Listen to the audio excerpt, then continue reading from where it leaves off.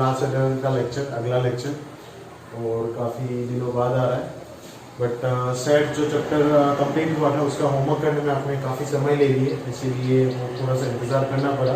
खैर सेट का जो वीडियो सॉल्यूशन है वो कल आपको मिल जाएगा, है ना।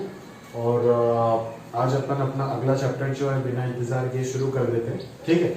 और चैप्टर 3 की ओर बढ़ते हैं। जो हमारा ये तो बेसिकली चैप्टर 2 था, बट इसको चैप्टर 3 बना दिया गया था क्योंकि सेट को कवर करना था, ठीक है। तो सेट हमने कम्प्लीटली कवर कर चुके हैं, तो अभी अपन बस डिस्कशन बाकी है। तो डिस्कशन का और 2 लेक्चर आएगा कल, बट उसके अलावा जो अगला चैप्टर है उसके और अपन बढ़ जाते हैं और वो स्टार्ट कर देते हैं, और वो है हमारा नेक्स्ट चैप्टर यानी कि लॉगरिथम, ठीक है। तो लॉगरिथम का अगर मैं बात करूँ तो आप ध्यान से समझ सकते हो कि ये चैप्टर जो है वो पूरा मैथ्स में आपको काफ़ी देखने को मिल जाएगा और काफ़ी इम्पोर्टेंट है, ठीक है। काफ़ी इम्पोर्टेंट है क्योंकि ऑफिशियली आपको एनसीईआरटी बुक में तो ये इस प्रकार का कोई चैप्टर तो देखने को मिलेगा नहीं, बट अगर मैं ध्यान से अगर बात करूँ तो आपका पूरा मैथ्स के फील्ड में ये काफ़ी यूजफुल है और हर जगह पे इसका एप्लीकेशन आ ही जाएगा, ठीक है ना। और अगर आप ध्यान से देखोगे तो आईआईटी भी लगभग हर 2 साल में एक आध बार लॉ का कोई ना कोई क्वेश्चन पूछ ही लेता है, ठीक है। और सारे एग्जाम्स में ही पूछे जाते हैं, काफी इंपॉर्टेंट टॉपिक है, इसके बिना कुछ होगा नहीं। बेसिक्स अगर आपको बनाने हैं तो लॉगरिथम को पहले सीखना जरूरी है, ठीक है। कुछ बच्चे सेवा बोर्ड से होते हैं तो उनको समझ आ जाता है, वो पहले से पढ़ लिए होते है ना। अदरवाइज जो सीबीएसई या फिर दूसरे बोर्ड के स्टूडेंट्स होते हैं उनको काफी मसला होता है लॉ को लेकर के, वो पहले से पढ़ते नहीं है 10th तक, तो इसीलिए ये पढ़ाना कहीं ना कहीं हमारा कर्तव्य है, वही अपन कर रहे हैं, ठीक है। तो अपन देख सकते हैं कि लॉगरिथम जो है उस चीज को समझने के लिए हमें ये सबसे पहले समझना काफी हद तक जरूरी है कि व्हाट आर एक्सपोनेंशियल क्वांटिटीज, ठीक है। अगर अपन एक्सपोनेंट्स की बात करें तो आप क्या समझते हो? सही है बात, एक्सपोनेंट्स की अगर अपन बात करें तो आप क्या समझते हो इस चीज से, ठीक है। तो बेसिकली आप देख सकते हो, है ना। बेसिकली अगर मैं ध्यान से आपको बताऊं तो आप इतना सा कहानी समझ सकते हो, जैसे मान लो 6 स्क्वायर, ठीक है। इस प्रकार का चीज, तो वो कितना होता है? 36 होता है, पूरा दुनिया को पता है, ठीक है। यहाँ पे किस चीज को अपन क्या बोल के देते हैं? ये जो होता है ना, इस चीज को अपन क्या बोलते हैं? बेस बोलते हैं, ठीक है। ये आप सभी जानते हैं, ठीक है ना। और इस चीज का नाम देते हैं हम पावर बोलते हैं इसको, ठीक है। कोई कोई इसको इंडेक्स भी बोलता है, ठीक है। कोई कोई इसको एक्सपोनेंट्स भी बोलते हैं, ठीक है, एक्सपोनेंट, है ना। तो उसका आंसर हो गया 36। तो कहने का मतलब कि अपन इस प्रकार से लॉगरिथम को समझते हैं कि एक मैथमेटिकल टूल है जो नेपियर ने डेवलप किया है, और इसके थ्रू हम बड़े बड़े कैलकुलेशन को काफी हद तक जो है वो सिंप्लीफाई कर देते हैं, ठीक है ना। और उस जगह पे हमें काफी हेल्प हो जाता है उस चीज के लिए, समझ आ रहा है। तो अगर अपन देखें कि कुछ प्रकार से मान लो आपको कभी भी इस प्रकार का कोई भी क्वांटिटी जो है वो कैलकुलेट करने के लिए बोला गया है, ठीक है। 7 इंटू मान लो 5 टू द पावर 97.5, ठीक है। इस प्रकार के गंदे नीचे कुछ भी 23.5 टू द पावर -7, ठीक है। तो उस प्रकार का कोई भी गंदा क्वेश्चन अगर आपको कैलकुलेट करने के लिए बोला जाए तो ह्यूमन ब्रेन या फिर कोई भी कैलकुलेटर की मदद से आप शायद ही इसको कर पाओगे, ठीक है। सॉफ्टवेयर वगैरह है उससे आप कर लोगे, वो अलग बात है। बट अगर आप मैन्युअली करना चाहते हो तो इस चीज का अप्रोक्सीमेट वैल्यू तक पहुंचने के लिए आपको लॉगरिथम का मदद लेना होगा।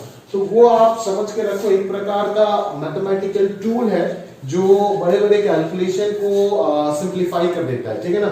आंसर निकालने में काफी मददगार साबित होता है, ठीक है।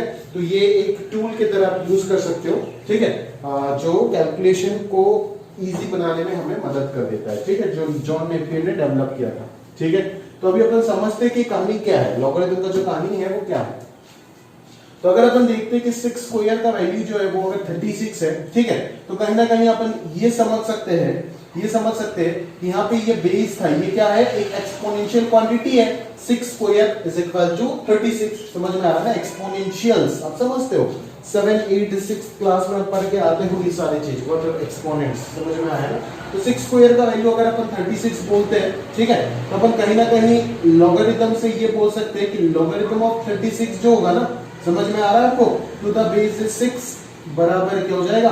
2 हो जाएगा। 6 इधर को भी बेस ही था और यहाँ पे भी लॉगरिथम का बेस ही रहेगा 6, समझ में आता है? यहाँ पे भी बेस ही रहेगा। ये इधर को भी 2, इधर को भी एक्सपोनेंट है और यहाँ पे भी इसका लॉग का जो आंसर है वो क्या है? एक्सपोनेंट है। समझ में आ रहा है? क्लियर है? और ये जो वैल्यू था वो यहाँ पे आ गया। समझ में आ रहा है ना? यानी कि कहने का मतलब आप इस प्रकार से समझ सकते हो कि अगर 6 स्क्वायर का वैल्यू 36 है तो कहीं ना कहीं logarithm of 36 to the base 6 जो होगा वो किसके बराबर होगा? 2 के बराबर होगा। समझ में आता है ना? वही आपका मेन फंडा है। ठीक है? अगर 6 स्क्वायर का वैल्यू 36 है तो कहीं ना कहीं logarithm of 36 to the base 6 जो होगा उसका वैल्यू क्या होगा? 2 होगा। समझ में आया ना? वही आपका लॉगरिथम जो टूल है जो अपन यूज करते हैं वो कैसे यूज करेंगे वो थ्रू आउट द चैप्टर अपन समझेंगे धीरे धीरे। ठीक है? तो ये एक्सपोनेंशियल क्वांटिटी और बेसिक लॉगरिथम होता क्या है, कैसे एक्सपोनेंट से वो आया, उस चीज पे थोड़ा बात करते हैं और देखते हैं कि पहले तो ये देखते हैं कि एक्सपोनेंशियल क्वांटिटीज पे क्या रेस्ट्रिक्शन लगाए जाते हैं, उसी से लॉगरिथम डेवलप हुआ तो लॉगरिथम पे क्या रेस्ट्रिक्शन आएगा अकॉर्डिंग टू देम। ठीक है? तो वो सारे कहानी को अपन ध्यान से एक बार समझ जाते हैं। ठीक है? इतना सा बात आप उम्मीद करता हूं कि समझ गए होंगे कि 6 स्क्वायर 36 है, यहाँ पे ये बेस है, एक्सपोनेंट है और ये जो भी वैल्यू आ रहा है तो logarithm of that value to the base, यहाँ पे जो बेस है लॉगरिथम में भी वही बेस में जाएगा। इसका आंसर क्या होने वाला है? 2 होने वाला है। समझ आता है ना? तो ये आपका एक कहानी हो गया। उसके बाद अगर दूसरा कहानी पे अपन जाए तो अपन ये समझेंगे थोड़ा बहुत, थोड़ी देर के लिए एक बाकी फंक्शन में अपन बातचीत करेंगे सारे, बट थोड़ी देर के लिए मैं एक आइडिया आपको दूंगा एक्सपोनेंशियल फंक्शंस बोल के। ठीक है ना? Exponential functions. ठीक है? अभी देखो, ध्यान से देखो, फंक्शंस का मतलब क्या है ना। ठीक है? अभी के लिए तो बस इतना सब समझ के रखो, एग्जैक्टली रिलेशन फंक्शन क्या होते हैं सारे कहानी अपन देखेंगे बाद में। ठीक है? उसके लिए चिंता मत करो, बट फंक्शन के लिए अभी बस इतना सा मैं बोल रहा हूं कि किसी पर्टिकुलर आउटपुट में कोई भी अलजेब्रिक एक्सप्रेशन वगैरह आप नहीं लिखते हो, जो आउटपुट मिलता है ना आपको, जैसे मान लो आप x स्क्वायर माइनस 3, तो x का वैल्यू डालने पे आपको आउटपुट कुछ ना कुछ मिलता है। ठीक है? तो y बराबर x स्क्वायर माइनस 3, इस चीज को अपन क्या बोलेंगे? एक फंक्शन बोलेंगे। ठीक है? इतना सब समझ करके रखो, बाकी और भी कहानी बहुत सारे है यहाँ पे, अपन बात करेंगे। ठीक है? जब फंक्शन पढ़ाया जाएगा तब बात करेंगे। मैं एक्सपोनेंशियल फंक्शन अभी लिख रहा हूं कुछ इस प्रकार से, y is equal to fx, ये फंक्शन का रिप्रेजेंटेशन होता है। ठीक है? ये फंक्शन का रिप्रेजेंटेशन होता है, y बराबर fx। इस चीज को कहीं ना कहीं मैं a to the power x इस फॉर्मेट में लिख रहा हूं। ठीक है? ये हमारा एक्सपोनेंशियल फंक्शन। ठीक है? अभी हम यहाँ पे गौर समझ जाते हैं कि यहाँ पे कहानी जो है वो क्या है। फंक्शन आपने क्यों बोले? क्योंकि वेरिएबल आ गया a to the power x। ठीक है? a तो कोई भी कांस्टेंट है, a क्या है आपका? a जो है वो क्या है? एक कांस्टेंट है ना, एक आर्बिट्ररी कांस्टेंट है। समझ में आ रहा है ना? और x जो है वो आपका वेरिएबल है। समझ में आ रहा है? x जो है वो आपका क्या है? यहाँ पे वेरिएबल दिख रहा है। समझ आता है कहानी? x जो है वो आपका वेरिएबल यहाँ पे दिख रहा है। ठीक है? तो x अगर वेरिएबल है और a अगर कांस्टेंट है तो अपन इस बात को ध्यान से अगर डीपली समझने का प्रयास करें तो ये समझेंगे कि इसको अपन ने एक्सपोनेंशियल फंक्शन क्यों बोला? क्योंकि यहाँ पे x का वैल्यू आप वेरिएबल अगर है तो किसी टाइम पे 1 रखोगे तो एक वैल्यू मिलेगा, 2 रखोगे तो अलग वैल्यू मिलेगा, 3 रखोगे तो अलग वैल्यू मिलेगा। तो इस प्रकार का एक्सप्रेशंस जितने भी होते हैं उन सबको अपन क्या नाम देते हैं? फंक्शन नाम देते हैं। बस इतना सा, एग्जैक्टली वो होता नहीं है, बट अभी के लिए इतना सा चीज आपको याद रखने के लिए बोल रहा हूँ। मैं जो समझाने का प्रयास कर रहा हूँ उस चीज के लिए थोड़ा बहुत ये जानना जरूरी है। ठीक है? मुद्दे पे फोकस करते हैं। ठीक है? अगर मैं बोल देता हूं कि मेरा a to the power x जो है वो एक एक्सपोनेंशियल फंक्शन है, क्या है? a to the power x जो है वो एक एक्सपोनेंशियल फंक्शन है। क्या बोला मैंने? a to the power x को क्या बोला? Exponential function. Exponential function. समझ में आ रहा है? अगर मैं एक्सपोनेंशियल टर्म कहीं पे भी यूज करता हूं ना, exponential day to day life में भी अपन यूज करते हैं एक्सपोनेंशियल टर्म, है ना? एक्सपोनेंशियल टर्म का मतलब है अगर कुछ चीज बढ़ता जा रहा है ना तो उससे बढ़ता ही जाएगा, वो चेंज ही नहीं करेगा अपने आप को, है ना? अगर कोई चीज इंक्रीज करता जा रहा है ना तो वो कंटिन्यूअसली इंक्रीज ही करता जाएगा, या फिर वो चीज डिक्रीज कर रहा है तो वो कंटिन्यूअसली दरअसल डिक्रीज ही करता जाएगा। समझ में आ रहा है ना? ये मतलब बताता है एक्सपोनेंशियल चीज। समझ में आ रहा है? क्लियर है कहानी? अगर मैं एक्सपोनेंशियल चीज का बात करूं तो आप बोलोगे कि सर एक्सपोनेंशियल मतलब आप ये बता रहे हो कि अगर इंक्रीज करेगा x जैसे जैसे चेंज होगा y का वैल्यू भी उसी प्रकार से चेंज होगा, बट x अगर चेंज करते हो तो अगर y का वैल्यू इंक्रीज कर रहा होता है तो इंक्रीज ही करता जाएगा। एज x increases y also increases, या फिर अगर x का वैल्यू इंक्रीज कर रहा है y का वैल्यू डिक्रीज ही करता जाएगा। समझ में आ रहा है ना? ये होता है आपका एक्सपोनेंशियल का मतलब। ठीक है? एक्सपोनेंशियल टर्म आपको कहीं पे भी अगर दिखे ना तो आप ये समझ जाना कि या तो बढ़ता जा रहा है या तो कंटिन्यूअसली घटता जा रहा है, या तो कंटिन्यूअसली बढ़ता जाएगा या तो कंटिन्यूअसली घटता जाएगा। वही मुद्दे का बात है एक्सपोनेंशियल। ठीक है? अभी सर अगर आप बोल रहे हो कि एक्सपोनेंशियल बात का मतलब है या तो बढ़ना या तो घटना, दोनों एक साथ नहीं हो सकता है, या तो बढ़ना या तो घटना, दोनों एक साथ हो रहा है तो उसको एक्सपोनेंशियल नेचर नहीं बोलेंगे हम, ठीक है।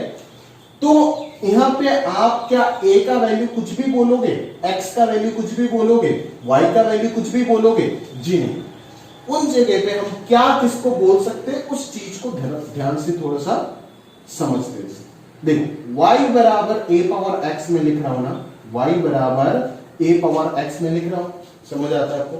y बराबर a पावर x हमने लिखा, ठीक है। अच्छा ये एग्जांपल ले लेते हैं। मान लो एक बार मैंने ले लिया y का वैल्यू, सॉरी a का वैल्यू 2, और एक बार मैंने ले लिया a का वैल्यू मान लो हाफ, एक बार मैंने ले लिया a का वैल्यू मान लो -2, और तीनों ही जगह पे ये तो कोई भी आर्बिट्ररी कांस्टेंट है, वैल्यूज अपना चेंज कर सकता है। तो एक बार 2 रखा मैंने, एक बार हाफ रखा मैंने, और एक बार -2 रखा। अभी जो है मैं कहानी को थोड़ा सा धीरे धीरे चेंज करता जा रहा हूं। किस प्रकार से चेंज करेंगे वो जरा ध्यान से समझते हैं। क्या करेंगे अपन, x का अलग अलग वैल्यूज रखते जाएंगे और देखते जाएंगे कि इस y का वैल्यू जो है वो किस प्रकार से चेंज होता है। या तो क्लास 9 वगैरह में बचपन में करते थे कि x का वैल्यूज एक टेबल बनाते थे, x का वैल्यूज ड्रॉ करते थे, मतलब वैल्यूज पुट करते थे, अकॉर्डिंगली y निकालते थे, वो लीनियर इक्वेशन इनटू वेरिएबल वाले चैप्टर में। फिर आप x और y जो कोऑर्डिनेट मिलता है उसको प्लॉट करते थे ग्राफ में और एक लाइन बनाते थे। समझ में आ रहा है ना? क्यों? क्योंकि वो जो इक्वेशन था ना वो एक लाइन को रिप्रेजेंट कर रहा है, ठीक है। बट यहाँ पे जो ये सारे इक्वेशन है ये किसको रिप्रेजेंट कर रहा है? एक लाइन को कर रहा है क्या? बिल्कुल नहीं, ये एक कर्व को रिप्रेजेंट कर रहा है। और वो कर्व क्या है? एक्सपोनेंशियल नेचर का कर्व है। समझ में आ रहा है? सारे के सारे कर्व क्या है? एक्सपोनेंशियल नेचर का कर्व है। यानी कि अगर इंक्रीज करेगा तो इंक्रीज ही करता जाएगा, अगर डिक्रीज करेगा तो वो डिक्रीज ही करता जाएगा। समझ आ रहा है मेरी बात? क्लियर है? चलो तो एक बार अपन रखते हैं क्या, x का वैल्यू 1 रखते हैं, हम बना देते वो कोऑर्डिनेट प्लेन बना देते, है ना। ये हमारा x एक्सिस हो गया, ये हमारा y एक्सिस हो गया। x का वैल्यू 1 रखते, 1 रखते तो ये 2 मिलेगा। मान लो यहाँ पे कुछ आ गया पॉइंट 1 और y पे 2। x का वैल्यू 2 रखते तो x का वैल्यू 2 पे पहुंचा तो y का वैल्यू 4 हो गया। x का वैल्यू 3 पे पहुंचा तो y का वैल्यू 8 हो गया। x का वैल्यू 4 पे पहुंचा तो y का वैल्यू 16 हो गया। मतलब जितना मतलब x जैसे जैसे चेंज हो रहा है y भी अपने आप को चेंज कर रहा है, बट इतना तेजी से चेंज कर रहा है जिसका कोई हद नहीं। आप देख सकते हो कि 2 से 4 पे जंप किया, 4 से 8 पे, 8 से 16 पे, 16 से 32 पे जाएगा जब 5 रखोगे। समझ में आ रहा है ना? बहुत तेजी से ग्रो करेगा, उस नेचर का एक्सपोनेंशियल बोल रहे हैं। या फिर बहुत तेजी से घटेगा। देखते हैं आगे कहानी। इसके पीछे आओ, पीछे आओ। -1 रखो, अच्छा 0 रख दो, क्या मिलेगा? 1 मिलेगा। -1 रखो, हाफ मिलेगा। -2 रखो, 2 टू द पावर -2 क्या हो जाएगा? 1/4, फिर 1/8, 1/16। मतलब ऐसे आपको वैल्यूज जो है वो घटता हुआ नजर आएगा, ठीक है। अगर ये सारी चीज इरेज करके आप नेचर तो समझ के पॉइंट्स तो देख लिए, समझ में आ रहा है ना? तो अगर मैं नेचर को प्रॉपर्ली बनाने का प्रयास करूं तो इस प्रकार से इस चीज का ग्राफ हो जाएगा। समझ में आया ना? तो इस प्रकार से देखिए ना, आप एक्सपोनेंशियली राइज कर रहा है। समझ में आया? क्लियर है? यहाँ पे आप वैल्यूज पुट करते जाओ। समझ में आ रहा है? यहाँ पे आप वैल्यूज पुट करते जाओ। समझ में आ रहा है? क्लियर है? तो यहाँ पे अगर अपन वैल्यूज पुट करते जाएंगे ना तो हम क्या करेंगे, यहाँ पे अगर अपन वैल्यूज पुट करते गए तो हम देखेंगे कि 1 पुट करने से हाफ आ रहा है, 2 पुट करने से 1/4, 3 पुट करने से 1/8, 4 पुट करने से 1/16। मतलब अगर मैं पॉजिटिव की तरफ बढ़ रहा हूं तो ये वैल्यू कंटिन्यूअस घट रहा है, और अगर मैं नेगेटिव की तरफ -1 रखता हूं तो हाफ तो अपने आप में 2 टू द पावर -1 होता है, तो 2 टू द पावर -1 इंटू -1 तो ये 2 हो जाएगा।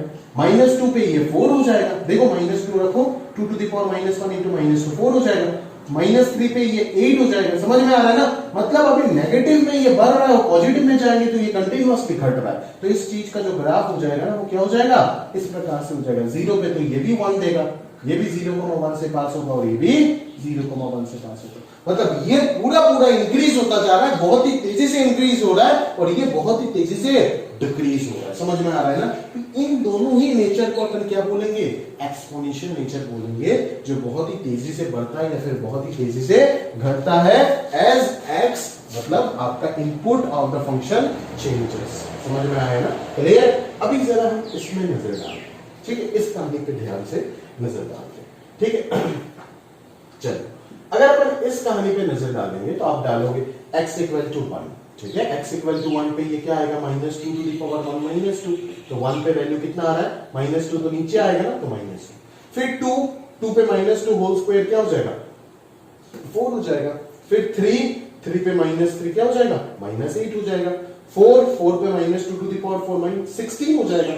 5 मतलब सारे ऑड वैल्यूज पे नेगेटिव आ रहे हैं, माइनस 32, और इवन वैल्यूज पे क्या आ रहा है, पॉजिटिव आ रहा है। समझ में आ रहा है ना, वैल्यूज पॉजिटिव, x एक्सिस के ऊपर तो y का वैल्यू पॉजिटिव होता है, x एक्सिस के नीचे y का वैल्यू नेगेटिव होता है, सबको पता है, ठीक है। तो इस प्रकार से वैल्यू चेंज हो रहा है, समझ में आया ना। अगर मैं उधर देखूं तो -1 पे क्या होगा, -1 पे -2 होगा। फिर -2 पे क्या होगा, -2 पे क्या हो जाएगा, 1/4 हो जाएगा। -3 पे क्या होगा, -1/8 हो जाएगा, समझ में आ रहा है ना। फिर -4 पे क्या होगा, +1/16 हो जाएगा, समझ में आ रहा है ना, क्लियर है। मतलब कहानी जो है वो कुछ इस प्रकार से चेंज हो रहा है, देख सकते हो कि 0 पे तो वो 0 पे 2 to the power -2 to the power 0, ये कितना दिख रहा है आपको, 1 के आसपास दिख रहा है। मतलब कहानी जो है वो पहले यहाँ पे आ रहा है, फिर यहाँ पे जा रहा है, फिर यहाँ पे आ रहा है, फिर यहाँ पे जा रहा है, फिर यहाँ पे आ रहा है। इधर अगर अपन बात करें तो ऐसे ऐसे ऐसे ऐसे ऐसे ऐसे ऐसे ऐसे ऐसे मैच मतलब इसके साथ लगभग इस लाइन के साथ धीरे धीरे धीरे धीरे ऐसे चलता जाएगा, समझ में आ रहा है ना। तो इस फंक्शन का जो ग्राफ है वो आप देख सकते हो ना, किस प्रकार से फ्लक्चुएट कर रहा है, यानी कि कभी तो इंक्रीज करता है, कभी डिक्रीज करता है, कभी बहुत तेजी से भागता है, कभी बहुत तेजी से गिरता है, कभी बहुत तेजी से भाग रहा है, तो कभी बहुत तेजी से गिर रहा है। क्या ये एक्सपोनेंशियल नेचर है? नहीं जनाब, ये एक्सपोनेंशियल नेचर नहीं है। एक्सपोनेंशियल नेचर कौन सा है, या तो वो कंटिन्यूअसली इंक्रीज करता जाएगा, या तो वो कंटिन्यूअसली डिक्रीज करता जाएगा। दिस इज एक्सपोनेंशियल नेचर, समझ में आ रहा है ना, ये कोई एक्सपोनेंशियल नेचर नहीं है। और सुनो, और एक और एग्जांपल ले लेते हैं, y बराबर 1 टू दी पावर x, ठीक है। आप बोलोगे 1 का वैल्यू, x का वैल्यू 1 डालो तो 1 आएगा, 2 डालो 1 स्क्वायर 1 आएगा, 3 डालो 1 आएगा, 4 डालो 1 आएगा, -1 डालो 1 आएगा, -2 डालो 1 आएगा, मतलब कुछ भी डालो 1 आएगा। मतलब x का वैल्यू कुछ भी कर दो, 1 to the power anything is 1, समझ में आया ना। मतलब ये तो क्या, ये तो अपने आप को चेंज ही नहीं किया। बट सर आपने तो बोला था कि एक्सपोनेंशियल नेचर का मतलब है कि या तो बहुत तेजी से बढ़ेगा, या तो बहुत तेजी से घटेगा। ये तो कांस्टेंट हो गया ना, ये तो चेंज ही नहीं किया। as x changes, x goes from negative to positive, y value of y does not change itself, मतलब ये कभी भी अपने आप को चेंज ही नहीं कर रहा है, ये तो x का किसी भी वैल्यू पे सेम रख रहा है खुद को, मतलब ये क्या है, कांस्टेंट नेचर है। अगर ये कांस्टेंट नेचर है तो इसको हम क्या बोलेंगे, कांस्टेंट ग्राफ। क्या ये एक्सपोनेंशियल नेचर शो करता है? नहीं।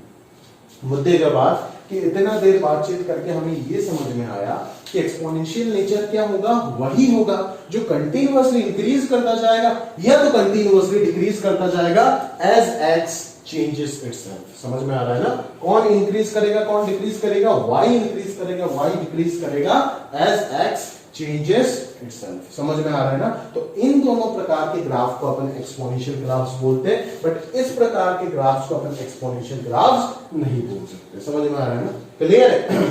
तो यहां से हमें जो चीज है वो कुछ ना कुछ पकड़ में आ रहा है। अभी मैं अपना कंक्लूजन की ओर बढ़ता हूं, समझ में आ रहा है ना, क्लियर तरीके से ध्यान से बात को पकड़ने का प्रयास कीजिए। समझ में आ रहा है क्या है मुद्दे का बात, मतलब अगर मैं इस चीज को एक एक्सपोनेंशियल फंक्शन बोलूंगा, अगर मैं इस चीज को एक एक्सपोनेंशियल फंक्शन बोलूंगा, ठीक है, तो इसको एक्सपोनेंशियल नेचर शो करना पड़ेगा। और अभी आपने देखे कि ये नालायक एक्सपोनेंशियल फंक्शन तभी बन सकता है, ये एक्सपोनेंशियल नेचर तभी शो कर सकता है जब यहां पे हम ना क्या क्वांटिटी डाल रहे हैं, पॉजिटिव क्वांटिटी डाल रहे हैं। समझ में आया ना। अगर यहां पे नेगेटिव डाल देते तो पावर में ऑड होगा तो नीचे आएगा, पावर में इवन होगा तो ऊपर जाएगा, यानी कि ऐसे फ्लक्चुएशन चलेगा, एक्सपोनेंशियल नेचर नहीं होगा। तो यहां पे नेगेटिव डालने से काम नहीं होगा। इनफैक्ट आपने ये भी देख लिए कि यहां पे 1 डालने से भी ये एक्सपोनेंशियल नेचर शो नहीं कर रहा है। ये कैसा नेचर शो कर रहा है,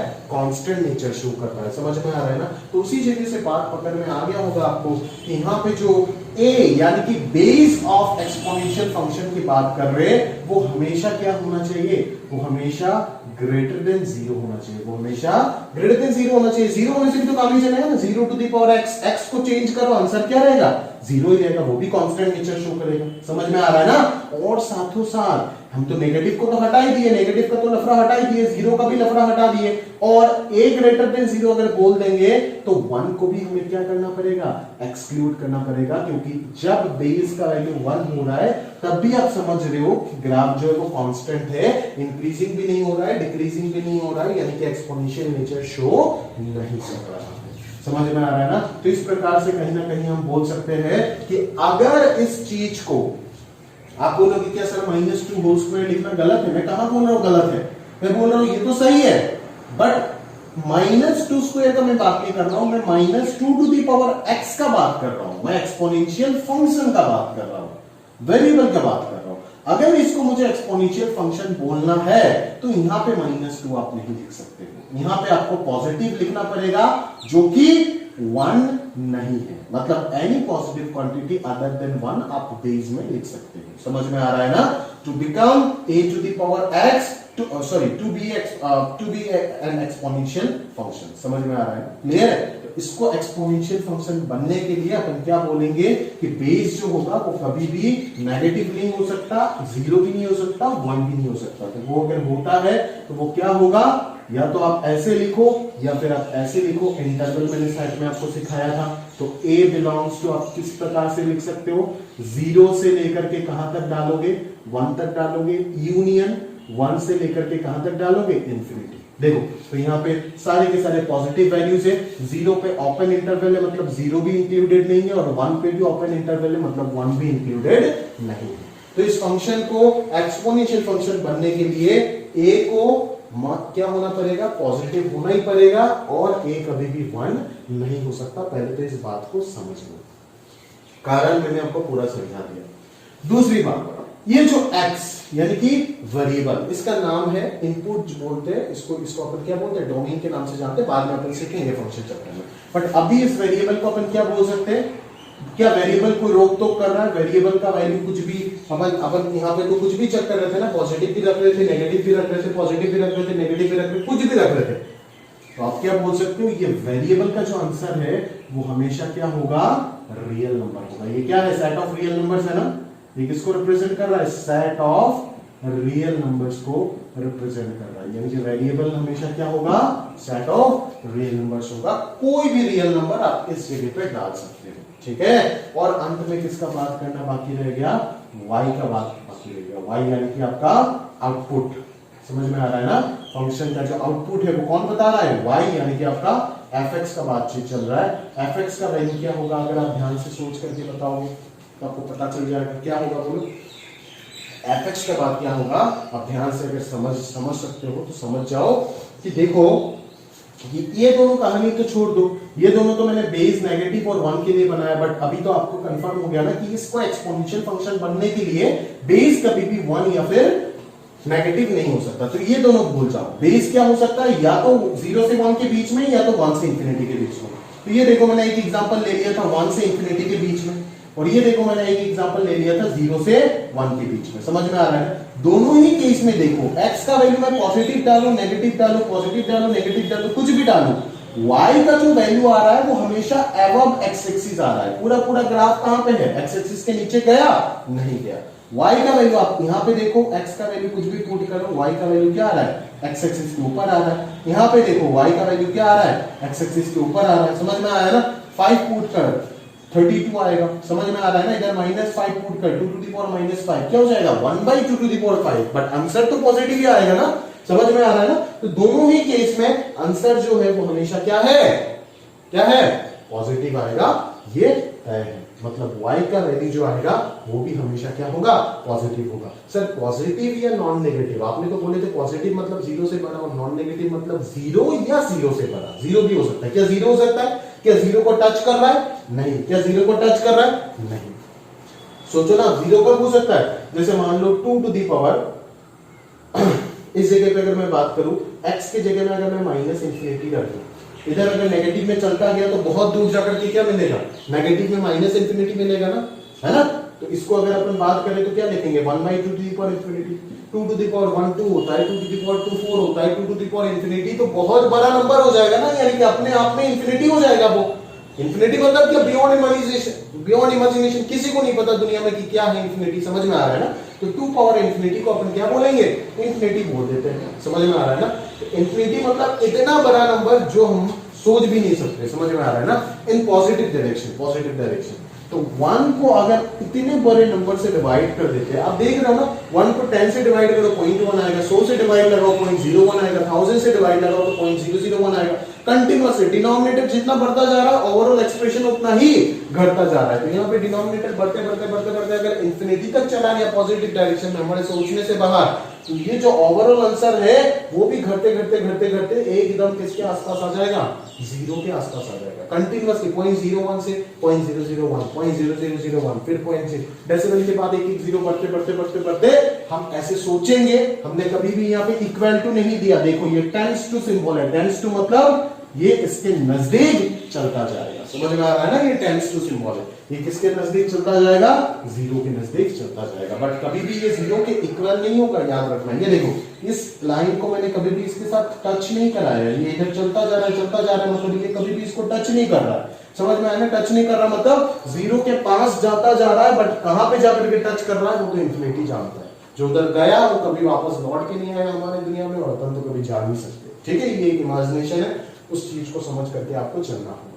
इधर भी देखो इस लाइन को कभी भी हमने इसको टच नहीं कराया एक्स एक्सिस से, अगर टच करा देते तो 0 अटेन कर लेगा, बट हमें नहीं पता कि किधर अटेन करेगा। ये इंफिनिटी मेरे लिए 1 लाख हो सकता है, आपके लिए 1000 करोड़ हो सकता है, किसी दूसरे के लिए 200 भी हो सकता है। समझ में आ रहा है ना, पता नहीं इंफिनिटी क्या है। समझ में आया ना, बहुत बड़ा नंबर ऐसे समझ के चलते हैं।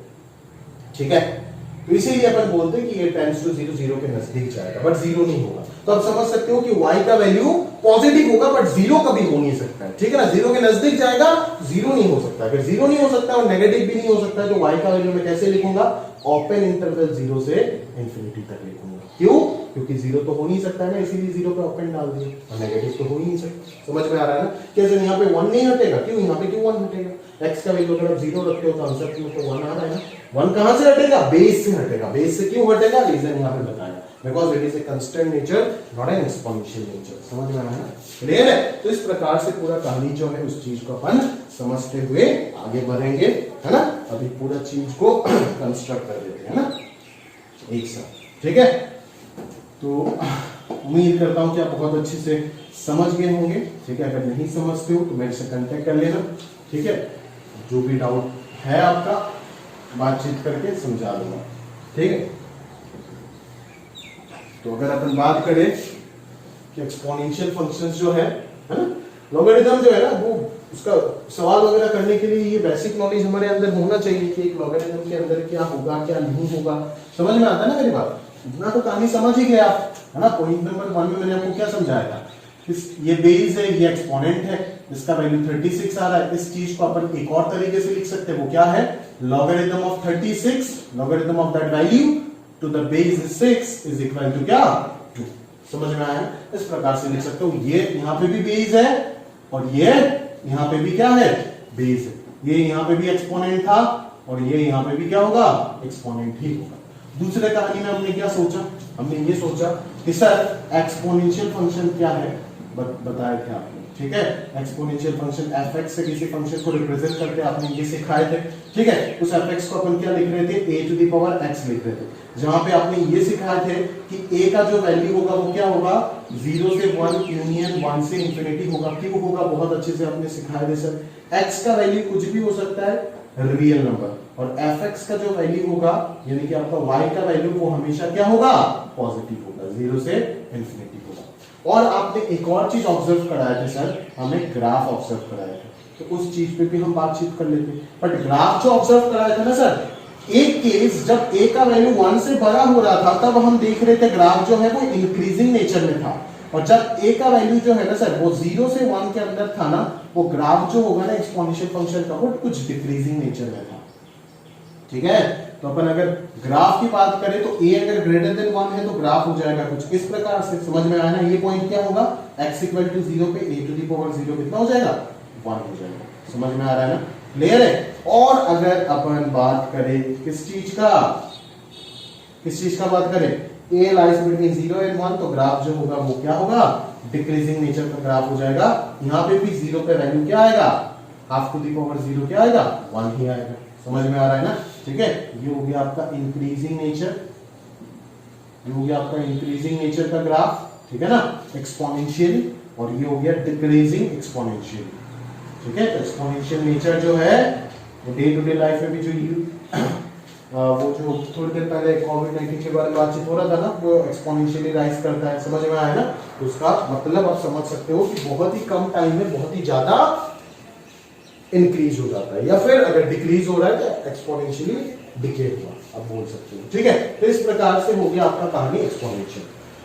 अभी मैंने थोड़ी देर पहले आपको ये बोला था कि इस चीज के पीछे, ये तो फंक्शन में भी बातचीत कर सकते हैं इसके बारे में, ठीक है, बट यहाँ पे हमने क्यों सोचा और क्यों समझा वो हम समझेंगे, वो हम समझते हैं क्योंकि हमें जरूरत है उस चीज का, ठीक है। आगे अपन अगर पॉइंट नंबर 3 पे समझने का जरूरत समझते हैं तो इस चीज को उठाएंगे कि हमने ये समझे थे सर कि 6 स्क्वायर का वैल्यू 36 है, उसी को अपन दूसरे तरीके से लिख सकते हैं, जो हमारा मैथमेटिकल टूल है लॉगरिथम, जो आपने बोले थे logarithm of 36 to the base 6 का वैल्यू 2 लिख सकते हैं।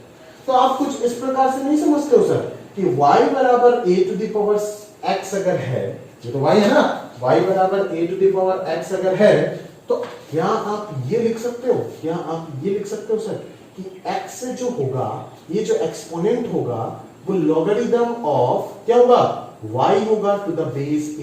समझ आता है नहीं आता आपको? बिल्कुल बराबर। y का वैल्यू अगर a to the power x है तो अपन x को क्या बोल सकते हैं, logarithm of y to the base a हो सकता है।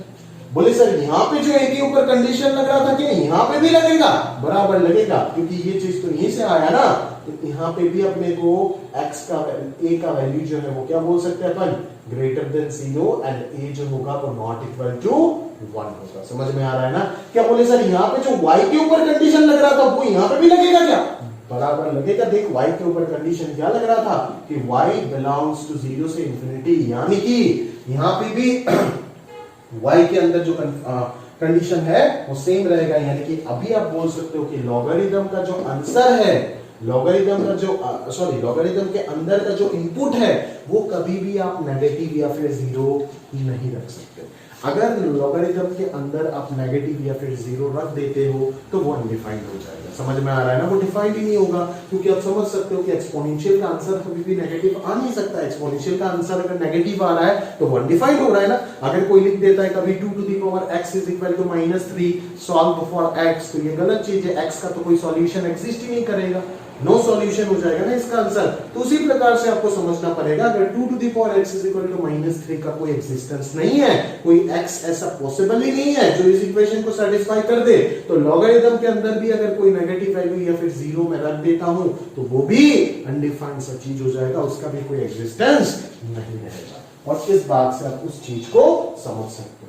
आगे बात किसका आता है, x का। बोले सर x उधर क्या था, x तो रियल था, तो यहां पे भी x क्या हो जाएगा, रियल हो जाएगा। मतलब यहां पे जो होगा वो क्या हो जाएगा, x अगर रियल है तो यहां पर अपन क्या बोल सकते हैं कि लॉगरिथम का जो आंसर है वो अभी कुछ भी हो सकता है। समझ में आ रहा है ना? लॉगरिथम का जो आंसर है वो अभी कुछ भी हो सकता है। तो इस तरीके का चीज को अपन क्या बोलते हैं, लॉगरिथमिक फंक्शन का नाम से भी जान सकते हैं, है ना। इसी चीज को अपन क्या सीख सकते हैं, ये तो x बराबर log y के फॉर्मेट में आया, वही लॉगरिथमिक फंक्शन जो है y is equal to fx, इसको मैं y is equal to log x to the base a भी लिख सकता हूं। यहाँ पे x और y को अगर इंटरचेंज कर देता हूं तो वही चीज आ जाएगा जो अभी लिखने वाले, y बराबर fx, इसको मैं क्या लिख रहा हूं, log x to the base a। इसी चीज को अपन किस चीज के नाम से जानते हैं, लॉगरिथमिक फंक्शन। समझ में आया ना? इसी चीज को अपन किस चीज के नाम से जानते हैं, लॉगरिथमिक फंक्शन के नाम से जानते हैं। समझ में आ रहा है आपको कहानी?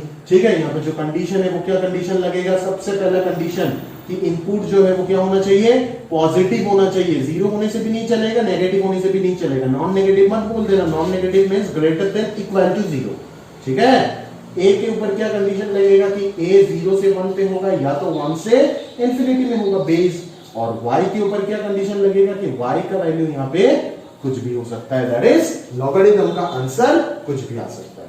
एक्सपोनेंशियल फंक्शन में क्या था, बेस का कंडीशन जो था उधर भी बेस का कंडीशन ये है, बट x और y का वैल्यू इन दोनों में इंटरचेंज हो गया। इधर x कुछ भी हो सकता है, इनपुट कुछ भी हो सकता है, आउटपुट पॉजिटिव होगा, बट इधर इनपुट पॉजिटिव होगा, आउटपुट कुछ भी हो सकता है। समझ में आ रहा है ना? इनवर्स नेचर 12 में जाकर के पढ़ोगे, यही दोनों एक दूसरे का क्या है, इनवर्स फंक्शन है। इनवर्स फंक्शन, इस फंक्शन का इनवर्स ये है, इस फंक्शन का इनवर्स ये है। खैर इतना कुछ बात करके फायदा नहीं है अभी, आप इतना सा समझ के रखो कि this is exponential quantity, this is logarithmic quantity. समझ में आ रहा है ना? कहने का मतलब कि यही वो जरूरत का काम है जिस चीज को हमें बहुत बार यूज करना पड़ेगा थ्रू आउट द चैप्टर, और उसी चीज के लिए मैंने आपको ये चीज सिखा करके दिया है। आपको समझ में आ रहा है? क्लियर है? तो इतना सा काम जो है तो आप करके रखिएगा और आराम से इस चीज को समझ करके रखिएगा कि अगर मैं बात करूं लॉगरिथम का, तो लॉगरिथम के अंदर कभी भी हम कोई भी नेगेटिव क्वांटिटी या फिर जीरो नहीं डाल सकते। लॉगरिथम के अंदर हमेशा पॉजिटिव वैल्यू इनपुट देना होगा। बेस हमेशा 0 से 1 या फिर 1 से इंफिनिटी, बेस भी हमेशा पॉजिटिव होगा, बट बेस कभी भी 1 नहीं हो सकता। ठीक है, बेस पे इन दोनों का कंडीशन सेम ही है, बट इसमें एक एक्स्ट्रा कंडीशन आता है, ये 1 नहीं हो सकता। ठीक है, और y का वैल्यू कुछ भी हो सकता है, मतलब लॉगरिथम का आंसर जो है तो कुछ भी हो सकता है। ठीक है, तो अगर मैं इसका ग्राफ पे बात कर लेता हूं थोड़ा बहुत, ठीक है, तो आप ध्यान से समझ जाएंगे कि इसका भी ग्राफ केस डिपेंडेंट हो जाएगा, यानी कि अगर बेस का वैल्यू 1 से बड़ा है तो ग्राफ का नेचर कुछ एक प्रकार के होगा, और अगर बेस का वैल्यू 0 से 1 पे है तो ग्राफ का नेचर कुछ अलग तरीके से होगा। बोले कैसे होगा सर? समझते जरा ध्यान से। फंक्शन में अपन दोबारा ये सारी चीजें बातचीत करेंगे, बट आपकी इंफॉर्मेशन नॉलेज के लिए शीट में ऐसा कुछ क्वेश्चन वगैरह आपको मिल जाएगा, उस जगह पे करना पड़े तो आप कर लोगे, है ना? उस चीज के लिए मैं आपको यहाँ पे बता दे रहा हूँ ये सारे काम। ठीक है, तो अगर a ग्रेटर देन 1 है, आपको पता है कि लॉगरिथम का आंसर पूरा रियल हो सकता है, बट इधर लेफ्ट वाले रीजन में ग्राफ आएगा ही नहीं। क्यों? क्योंकि x का वैल्यू तो नेगेटिव हो ही नहीं सकता है, x इज ऑलवेज पॉजिटिव। समझ में आया ना? तो बस इनवर्स फंक्शन है, ये दोनों एक दूसरे का इनवर्स है, तो आप इसका बस मिरर इमेज बना दो अबाउट द लाइन y बराबर x, तो हो जाएगा, ग्राफ आपको मिल जाएगा। ठीक है, ये भी इंक्रीजिंग है तो ये भी क्या मिलेगा? a ग्रेटर देन 1 के लिए क्या मिलेगा? इंक्रीजिंग मिलेगा। समझ में आ रहा है ना? और ये वैल्यू जो होता है ना वो क्या होता है आपका 1,0। इधर जो था वो 0,1 था, इसका जस्ट उल्टा मिरर बना दो, इसको मिरर बना करके इसका रिफ्लेक्शन ले लो, y x को मिरर बनाओ और इस ग्राफ का रिफ्लेक्शन ले लो तो आपको मिल जाएगा, है ना? और इधर अगर मैं बात करूं तो ये भी डिक्रीजिंग था तो ये भी डिक्रीजिंग हो जाएगा, बट ये वैल्यू जो होगा वो 1,0 होगा, तो ये बन गया आपका ग्राफ ही बन गया। समझ में आ रहा है ना? क्लियर है? ठीक है, तो आप एक पॉज लेकर के ये सारी कहानी जो छोटे मोटे बातचीत है वो नोट करके रखिएगा, अपने दिमाग में सेट करके रख लीजिएगा, आगे कहानी अपन देखते हैं। ठीक है, चलिए देखते हैं आगे का बातचीत अपन समझते हैं। ठीक है, और पूरे कहानी को करने का प्रयास करते हैं। देखो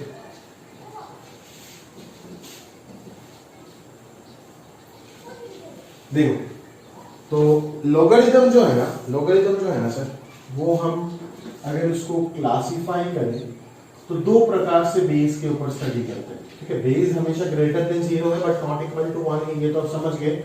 एक हम बात करते हैं ना कॉमन लॉगरिथम, कॉमन लॉगरिथम, ठीक है, और दूसरा हम बात करते हैं ना नेचुरल लॉगरिथम, ठीक है। कॉमन लॉगरिथम में जो बेस होता है ना, ये दोनों डिफरेंशिएट किया गया है, बेस के ऊपर डिपेंड करके डिफरेंशिएट किया गया है। कॉमन लॉगरिथम में जो बेस होता है ना वो क्या होता है? 10 होता है। समझ में आ रहा है ना? 10 होता है। ठीक है, कॉमन लॉगरिथम में जो बेस होता है ना वो क्या होता है? 10 होता है। समझ में आ रहा है? जिस लॉगरिथम में बेस आपका 10 है उसको कॉमन लॉगरिथम बोलोगे। इसका रिप्रेजेंटेशन कुछ LG ऑफ x से भी आप लिख सकते हो। ठीक है, ये हो गया आपका कॉमन लॉगरिथम का फंडा। और नेचुरल लॉगरिथम में बेस जो होता है ना वो हमारा क्या होता है? e होता है। अभी e क्या है? e एक एक्सपोनेंशियल कांस्टेंट है, बस इतना सा जान के रखो, e एक एक्सपोनेंशियल कांस्टेंट है। ठीक है, जिसका अप्रोक्सीमेट वैल्यू 2.731 के आसपास होता है। ठीक है, और ये अपने आप में क्या होता है? पाई की तरह एक इरेशनल नंबर होता है।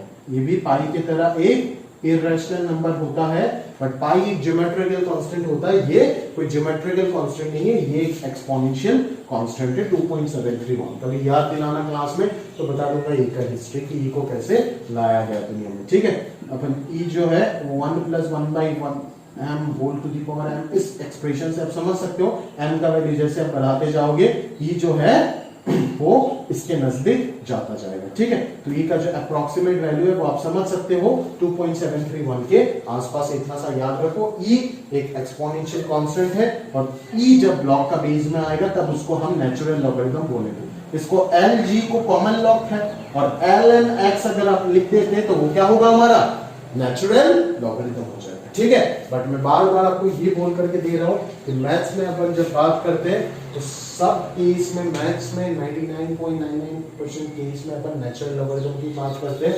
मैथ्स में कभी हम कॉमन लॉगरिथम का बातचीत नहीं करते, है ना। अगर बेस 10 दिया हुआ है या फिर दूसरा कुछ दिया हुआ है 2 3 4 5 कुछ भी, है ना, बेस क्या होता है 0 से 1 या तो 1 से इंफिनिटी, उस रेंज में अगर कुछ भी बेस दिया हुआ है तब तो ठीक है। अदरवाइज अगर नहीं दिया गया है तो आप समझ सकते हो कि बेस जो है अगर कुछ नहीं लिखा गया है मैथ्स में तो आप समझ जाना बेस ई है।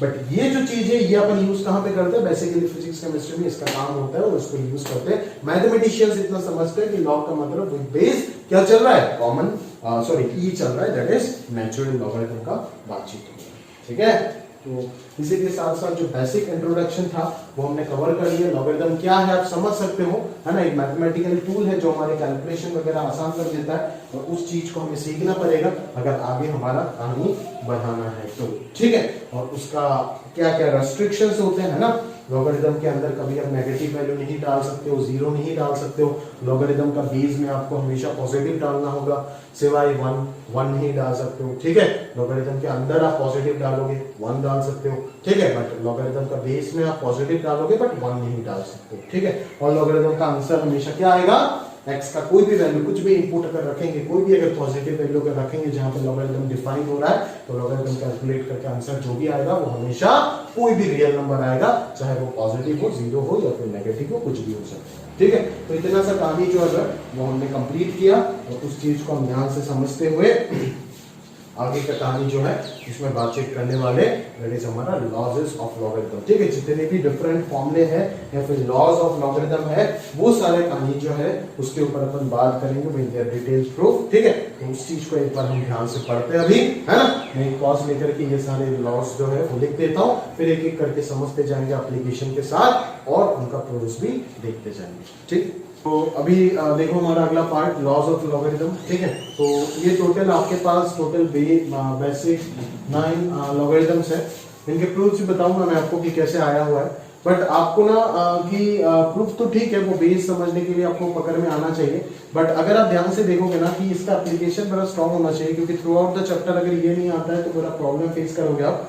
ये आपको प्रॉपर्ली पता होना चाहिए और इसका एप्लीकेशन बड़ा स्ट्रांग होना चाहिए आपका। ठीक है, तो सारे जगह पे मैंने देखोगे कि ये कंडीशन लगा दिया कि m और n जो इसको पॉजिटिव रख दिया, क्योंकि आप समझ सकते हो थोड़ी देर पहले सारे जब बातचीत की अपने आपके साथ कि m और n अगर नेगेटिव हो जाता है या फिर जीरो हो जाता है तो लॉगरिथम खुद ब खुद क्या हो जाएगा, अनडिफाइंड हो जाएगा। ठीक है, तो लॉग सारे जितने भी लॉगरिथम यहाँ पे लिखे गए हैं उन सबको डिफाइन करने के लिए ये कंडीशन लगाना जरूरी था। अगर ये नहीं लिखते तो ये गलत साबित होता है या फिर ये जताता है कि यहाँ पे नेगेटिव अगर हो जाएगा कोई पॉसिबिलिटी नहीं है, तो डिफाइन करके देना पड़ेगा हमेशा। अगर ये नहीं लिखोगे तो ये गलत बात है। ठीक है, तो m और n दोनों को क्या होना चाहिए, पॉजिटिव होना चाहिए।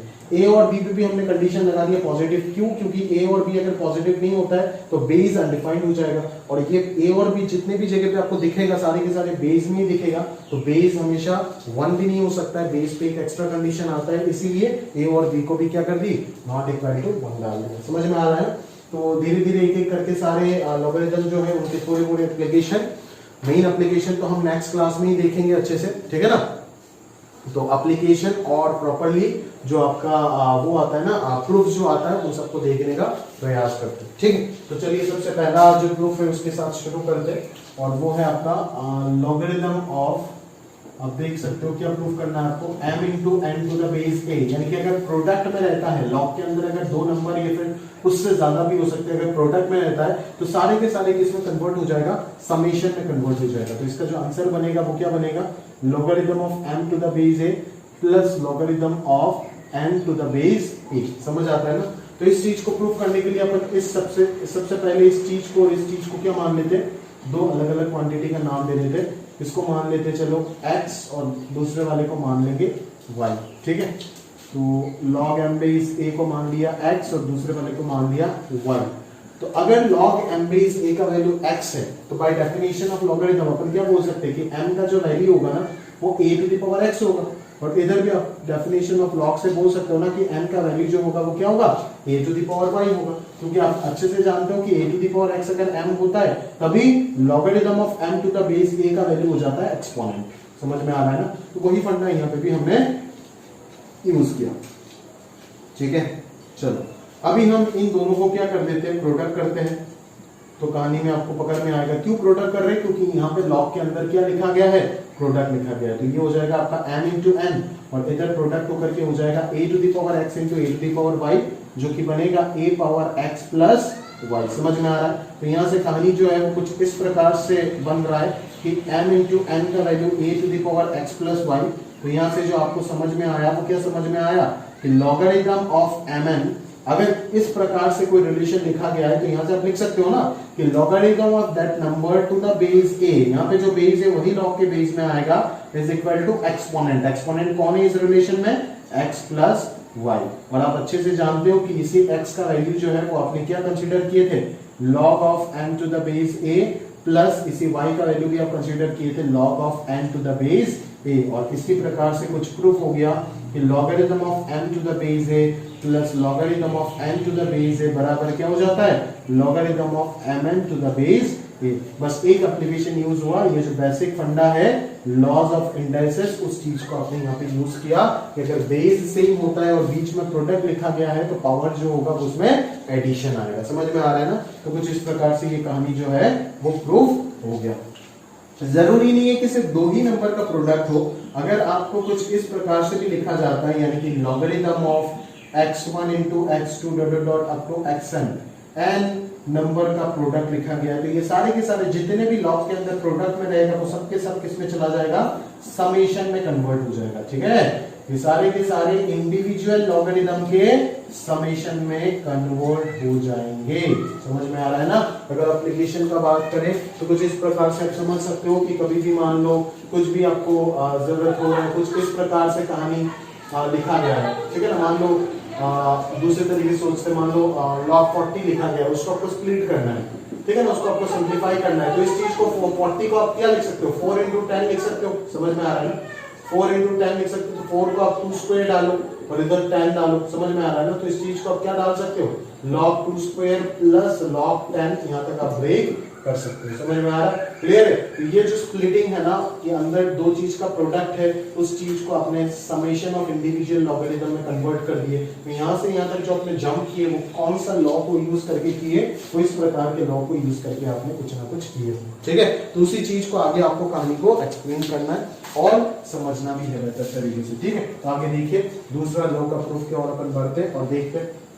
वो भी कुछ नहीं है, वो भी यहाँ पे बस अंदर अगर प्रोडक्ट है, अभी अनगिनत यानी कि बहुत सारे नंबर का प्रोडक्ट, डिवीजन तो आप एक साथ नहीं कर सकते हो, डिवीजन में 2 ही नंबर है, मतलब इस रूल के लिए ये वाला फंडा वैलिड नहीं होगा। समझ में आ रहा है ना? तो यहाँ पे बीच में क्या आ जाएगा, माइनस आ जाएगा। यानी कि अगर यहाँ पे 2 चीज का डिवीजन दिया हुआ है लॉग के अंदर, तो ये क्या हो जाएगा, log m minus log n हो जाएगा। समझ में आ रहा है ना? तो पहले जो आपने यहाँ पे मल्टीप्लाई किए थे, अभी इस चीज का प्रूफ में आप बस यहाँ पे क्या कर दोगे, डिवाइड कर दोगे। अगर डिवाइड कर दोगे तो ये क्या बन जाएगा, m डिवाइडेड बाई n बन जाएगा। यहाँ पे क्या बन जाएगा आपका a to the power x divided by a to the power y हो जाएगा, है ना? और आप जानते हो कि लॉज ऑफ इंडाइसेस में आप पढ़ के आए हो कि a to the power x by a to the power y अगर होता है, बेस अगर सेम है और डिवीजन अगर है बीच में, तो ये क्या हो जाएगा, पावर में जाएगा तो x माइनस वाई हो जाएगा, a to the power x minus y. ठीक है, तो कहानी जो है वो किस प्रकार से बन गया, तो पूरा कहानी आपका कुछ इस प्रकार से बन गया कि m divided by n is equal to a to the power x minus y, या फिर बाय डेफिनेशन ऑफ लॉगरिथम हम ये बोल सकते हैं कि log of m divided by n to the base a जो होगा वो ये x माइनस y हो जाएगा। समझ में आ रहा है ना? और वही x का वैल्यू अब क्या मान के आए हो, log n बेस है, और y का वैल्यू मान के आए log n बेस है। समझ में आता है? तो इस जगह से ये चीज भी प्रूफ हो गया। बट यहाँ पे आप n चीज का एक साथ प्रोडक्ट तो कर सकते हैं बट डिवाइड नहीं कर सकते, इसीलिए ये नोट इधर और नहीं वैलिड है। समझ में आता है आपको? अब समझ सकते हो कहना है मतलब कि ये पहला दोनों नोट से हमें ये सीखने को मिला कि अगर लॉगरिथम के अंदर प्रोडक्ट ऑफ नंबर्स है तो वो समेशन ऑफ नंबर्स में कन्वर्ट हो जाएगा। सिर्फ समेशन ऑफ नंबर्स नहीं, समेशन ऑफ इंडिविजुअल लॉगरिथम में कन्वर्ट हो जाएगा, summation of logarithm of them, ठीक है, उसमें कन्वर्ट हो जाएगा। ठीक है, अगर यहाँ पे m and p है प्रोडक्ट में तो ये कन्वर्ट होगा किसमें? लॉगरिथम ऑफ इंडिविजुअल नंबर्स में कन्वर्ट हो जाएगा। ठीक है, और अगर लॉगरिथम के अंदर आपको किसी भी दो चीज का डिवीजन दिख रहा है तो वो क्या हो जाएगा? इंडिविजुअल लॉगरिथम का सब्ट्रैक्शन में कन्वर्ट हो जाएगा। समझ में आ रहा है ना? क्लियर है? बच्चे ना कभी कभी यहाँ पे कंफ्यूज हो जाते हैं और ये रूल लगाते हैं। मैं बहुत सारे स्टूडेंट्स को देखा कि ये रूल लगाते होंगे। समझ में आ रहा है? ठीक है, मैं बार बार आपको बोल के दे रहा हूँ, थोड़ा सा संभाल के चलिएगा। ठीक है, इस चीज में और इस चीज में कंफ्यूजन जो है इसको क्लियर कीजिएगा पहले ही। समझ में आ रहा है? मैं लॉग के अंदर m by n का बात कर रहा हूँ, मैं log m by log n का बात नहीं कर रहा हूँ। log m by log n is completely different thing, इसका कोई फर्दर सिंप्लीफिकेशन नहीं है, ये वही रहेगा, इसको अपन ये नहीं लिख सकते। मैं log of m by n, log के अंदर में m by m का बात कर रहा हूँ। वो जो नंबर होता है ना यहाँ पे x की जगह पे m by n रखा, मैंने log m by log n नहीं लिखा। ठीक है, बच्चे अक्सर ये गलती करते हैं कि इस जगह से ये रूल लगा देते हैं। ठीक है, आपसे भी होगा, समझ में आ रहा है ना? बट अगर पहले से मैं ये चीज क्लियर कर देता हूँ तो बेहतर हो जाएगा। समझ में आ रहा है? अभी 3 और 4 जो है उसको प्रूव करना ना करना बराबर है, क्योंकि काफी सिंपल सा चीज आप देख सकते हो। आप पूरा दुनिया को ये पता है ना ये सारे कहानी कि a to the power 0 जो है वो क्या होता है? 1 होता है। अगर a to the power 0 1 है तो बाय डेफिनेशन ऑफ लॉगरिथम हम क्या बोल सकते हैं कि logarithm of 1 to the base a जो होगा वो क्या हो जाएगा? एक्सपोनेंट होगा, और एक्सपोनेंट कितना है यहाँ पे? 0। यानी कि लॉग के अंदर कभी भी अगर 1 लिख देते हैं तो आंसर जो आएगा वो क्या आ जाएगा? 0। इसीलिए देखे थे ना हम ग्राफ में, उस वक्त आपको एक्सप्लेन नहीं किए थे, यहाँ पे मैं बोल दिया था कि 1,0 है, x का वैल्यू अगर आप 1 रखोगे तो y का वैल्यू क्या मिलेगा? 0। और जो बेस लेस देन 1 वाला ग्राफ था वो भी इस पॉइंट से पास हो रहा था, यानी कि log 1 का आंसर हमेशा 0 आएगा इररिस्पेक्टिव ऑफ बेस। बेस अगर डिफाइंड है तब ठीक है, अगर बेस अनडिफाइंड है तब तो पूरा log ही अनडिफाइंड हो जाएगा। log 1 बेस में -2 लिख दिया, ये तो इसका तो कोई मतलब ही नहीं है, तो पूरा अनडिफाइंड हो गया। बट बेस जब जब डिफाइंड रहेगा, a जब जब बीच में होगा एक्सेप्ट 1, तब log 1 का आंसर क्या हो जाएगा? 0 हो जाएगा। ठीक है, आगे अगर अपन बात करें तो आप ये भी जानते हो, इसके तरह ये भी लिख दोगे कि we have a to the power 1 is equal to a। a के पावर में अगर 1 रखेंगे आंसर a आएगा, पूरा दुनिया को पता है। तो इसी से आप डेफिनेशन ऑफ log से क्या लिख सकते हो? Logarithm of a to the base a is equal to exponent. Exponent कितना है? 1। यानी कि बेस log का बेस और ये वैल्यू अगर सेम हो जाता है तो आंसर जो आएगा वो क्या होगा? 1 होगा हमेशा। समझ में आ रहा है ना? याद रखिएगा, बेस और x का वैल्यू, बेस और अंदर वाला नंबर अगर सेम हो जाता है तो आंसर जो आएगा वो हमेशा क्या होगा? 1 होगा। ठीक है, और log के अंदर अगर 1 हो गया तो आंसर जो आएगा वो क्या होगा? 0 होगा। यहाँ पे a का वैल्यू क्या हो सकता है बोलो? यहाँ पे a का वैल्यू पॉजिटिव हो सकता है, यहाँ पे भी a का वैल्यू पॉजिटिव है, बट यहाँ पे एक्स्ट्रा कंडीशन लग जाएगा कि a का वैल्यू 1 भी नहीं हो सकता। तो यहाँ पे अगर a का फाइनल कंडीशन लिखूं तो a must be greater than 0 and not equal to 1। अगर इस रेंज से a को आप पिक करते हो तो हमेशा log a b से 1 होगा, अदरवाइज इस रेंज के बाहर का a पिक करते हो तो ये क्या हो जाएगा? अनडिफाइंड हो जाएगा। समझ में आ रहा है ना? तो इस प्रकार से ये पूरा कहानी जो है वो आपको समझ में आया होगा, प्रॉपर्टी 1 से 4, वो मैं उम्मीद कर रहा हूँ। ठीक है, अभी हम अगले प्रॉपर्टी को और बढ़ते हैं और देखते हैं कि वो हमें क्या बताने का प्रयास कर रहा है। ठीक है, मैं बार बार बोल रहा हूँ, देखो प्रॉपर्टी नंबर 5, इसका एप्लीकेशन इतना मिलेगा आपको, इतना मिलेगा जिसका कोई हद नहीं है सर। ठीक है, बहुत जगह पे आपको इसका एप्लीकेशन मिलेगा, इसको आप चेंज ऑफ बेस के नाम से भी जान सकते हो। समझ में आ रहा है ना? तो जरा इस प्रॉपर्टी को एक बार अपन प्रूव करके देखते हैं। ठीक है, आप देख सकते हो कि LHS में लिखा गया है logarithm of m to the base a, और RHS में लिखा गया है logarithm of m to the base b और logarithm of a to the base b का रेशियो। समझ में आ रहा है ना? यानी कि इधर जो अंदर जो नंबर था वो इधर वही मेंटेन रहा, और यहाँ पे जो बेस था वो यहाँ पे अंदर में नंबर की जगह पे रिप्लेस हो गया, और बेस को हम खुद से अपने मन से कुछ भी दे सकते हैं। समझ में आ रहा है ना? मतलब इन सच हुए ताकि बेस जो है वो डिफाइंड रहे, 0 से इंफिनिटी के बीच में हो, प्रोवाइडेड 1 ना हो। समझ में आया है ना? क्लियर है? तो इसको आप चेंज ऑफ बेस के नाम से जान सकते हो और काफी इंपॉर्टेंट प्रॉपर्टी है। तो इस चीज को हम एक बार प्रूफ करके देखते हैं कि कहानी जो है वो क्या है। ठीक है,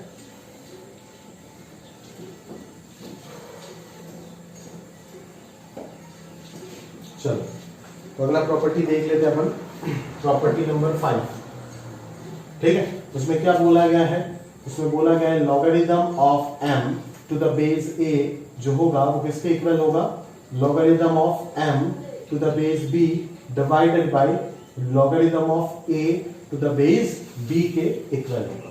समझ में आ रहा है, ये चीज आपको प्रूव करना है। इस चीज को आप डायरेक्टली ऐसे लिख सकते हो, बेस जो है वो आप खुद के अपने मन से कुछ भी यहाँ पे दोनों जगह पे डाल सकते हो, बट दोनों जगह पे सेम बेस डालना होगा, ये कंडीशन है। देख रहे हो ना, यहाँ पे भी b है, यहाँ पे भी b है। समझ में आ रहा है, क्लियर है। चलो अभी हम सबसे पहले यहाँ पे क्या मानते हैं, इस चीज को क्या करते हैं, log m बेस a को क्या मान लेते हैं, x मान लेते हैं, ठीक है। log m बेस a को अपन क्या मान रहे हैं, x मान रहे हैं। तो बाय डेफिनेशन ऑफ लॉगरिथम हम क्या लिख सकते हैं, m is equal to a to the power x लिख सकते हैं, ठीक है। अभी हमें यहाँ पे क्या चाहिए प्रूफ करने के लिए, log m to the base b, ठीक है। तो दोनों तरफ क्यों ना हम लॉगरिथम लगा देते हैं, ठीक है। दोनों तरफ हम क्या लगा देते हैं, लॉगरिथम लगा देते हैं, बिल्कुल ट्रू रहेगा। बट अगर आप किसी भी इक्वेशन में बोथ साइड लॉग ऑपरेट कर रहे हो तो आपको बेस डिफाइन करना होगा। तो बेस यहाँ पे किस चीज का जरूरत है, b का जरूरत है, तो हम यहाँ पे बेस किसको डिफाइन करेंगे, b को डिफाइन करेंगे। मतलब इस इक्वेशन से ये इक्वेशन हम लिख सकते हैं, दोनों तरफ लॉग लगा दिया, बट प्रोवाइडेड ये चीज ध्यान होना चाहिए कि बेस दोनों साइड में क्या दिया, सेम लिया। अगर बेस दोनों साइड में सेम नहीं लेते हो तो ये इक्वेशन से ये इंप्लाई नहीं होता। समझ में आ रहा है ना। तो यहाँ से आपको क्या मिलेगा, देखो यहाँ से आपको क्या मिलेगा, देखो ठीक है। बेसिकली ये जो प्रॉपर्टी है ना, ये मुझे ये चीज पहले लिखना चाहिए था, इसके 6 वाले के मदद से ये प्रूफ होता है, ठीक है। वही 6 वाले का एप्लीकेशन आएगा। यहाँ पे देखो, यहाँ पे आपको दिख रहा है ना m to the power n, तो ये n बाहर आ रहा है, समझ में आ रहा है ना। तो यहाँ पे ये जो a to the power x है, तो ये x जो है वो बाहर आएगा। ये जो नंबर जहां पे हम x इनपुट लिखते थे ना, उस जगह पे अगर अपने आप में वो जो इनपुट की जगह पे अगर कोई एक्सपोनेंशियल टर्म लिखा हुआ है a to the power x, तो इसका एक्सपोनेंट जो है वो बाहर आ जाएगा। ये अभी हम प्रूव करते हैं, इसको, ठीक है। पहले इस चीज को देख लेते हैं, इसका एप्लीकेशन है, ठीक है। x को बाहर लेकर के आ जाओ, तो यहाँ पे क्या आ गया, log a बेस b आ गया। तो यहाँ से जो x का वैल्यू निकल आ रहा है वो कितना आ रहा है, log m base b divided bye log a base b। समझ में आता है। और ये जो x है वो x ही कौन है, ये जो x है ना, ये x ही कौन है, अच्छे से समझ सकते हो, ये x कौन है, ये x है आपका जिस चीज को आप कंसीडर किए, यानी कि log m बेस a, जो कि किसके इक्वल आ गया, log m base b divided bye log a base b के इक्वल आ गया। समझ में आ रहा है ना। कुछ इस प्रकार से ये कहानी जो है वो आप प्रूफ कर सकते हो। अगर एग्जांपल की बात करें तो आप क्या सोचोगे, जैसे log 3 बेस 2, उसको अपन क्या लिख सकते हैं, अपन इस तरीके से लिख सकते हैं log 3 बाय log 2, बेस खुद के मन से मान लिया। यहाँ पे e और यहाँ पे 10, यहाँ पे 7, यहाँ पे 7 माने, मतलब अलग अलग मानने से नहीं होगा। अगर मानना है तो दोनों जगह पे 7 मानो, मानना है तो दोनों जगह पे 10 मानो, मानना है तो दोनों जगह पे e मानो। समझ में आ रहा है ना। तो ये है आपका चेंज ऑफ बेस, जिसका एप्लीकेशन काफी ज्यादा है, बहुत जगह पे इसका एप्लीकेशन है। समझ में आ रहा है ना, ठीक है। तो ये जो 6 वाला है जिसका प्रूफ अपन मिस कर लिए थे, जो पहले होना चाहिए, आप लिखने के टाइम 5 की जगह पे 6 को लिख देना और 6 की जगह पे 5 को लिख देना। समझ में आ रहा है ना, क्लियर। तो उस चीज को जरा ध्यान से अपन समझ लेते हैं, ठीक है। तो ये log बेस है m to the power n, उसको अपन ने प्रूफ क्या करना है, n log m base a। समझ आता है, n log m base a, ठीक है। तो अगर इस चीज को अपने को प्रूफ करना है तो सबसे पहले अपन क्या करेंगे, इस log m बेस a को अपन क्या मान लेते हैं, x मान लेते हैं। समझ में आ रहा है ना। तो by definition of logarithm m का वैल्यू क्या हो जाएगा, a to the power x हो जाएगा।